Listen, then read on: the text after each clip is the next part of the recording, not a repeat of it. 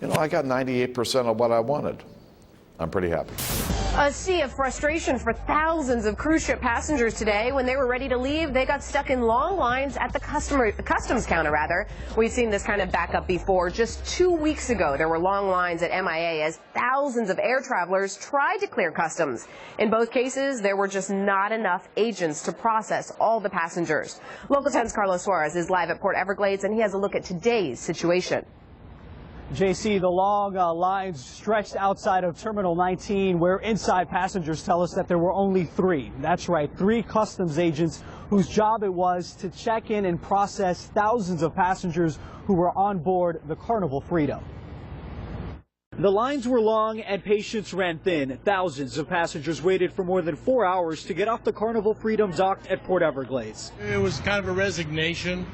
There's not much we could do about it, so we just sat there. The delay, we're told, was a result of Customs and Immigration not having enough agents to process all the passengers. And the lack of staffing is being blamed on government budget cuts that went into effect earlier this month. I figured out finally when we got off the ship there was a sign that's saying, but because of the government layoffs, they didn't have enough customs people and security people to get us through.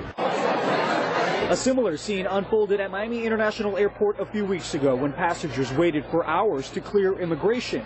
Now, this morning's delay wound up having a domino effect. Thousands of other passengers that were set to leave on a new voyage aboard the Freedom couldn't be checked in. They, too, waited in long lines until more customs agents were called in early this afternoon. It was not Carnival's fault. It wasn't the cruise line's fault. It was the TSA, which, comes down into customs. They didn't have enough manpower. Carnival released a statement that read in part, quote, "The customs and immigration process for debarking guests has taken quite a bit longer than normal.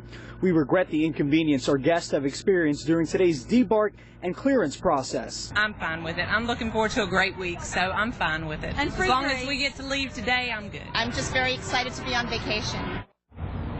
An additional 9 agents were brought out here to Terminal 19, which brought the total number of customs agents to 12.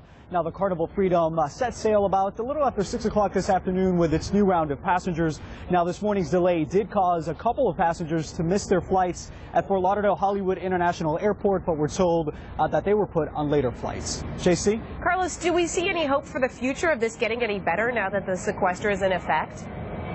You know, the real sense from passengers and lawmakers as a whole is that the government knew that these effects were going to come into play about a year ago. And so the fact that Customs doesn't have enough agents, while they're putting it on the fact that they don't have enough money, the department itself should have known that if a deal wasn't reached in Washington at the beginning of this month, that these cuts would go into effect. Of course, some lawmakers have said that the unintended consequences of the sequester is something that both parties should have avoided, and they're obviously upset that these type of scenes are still playing out.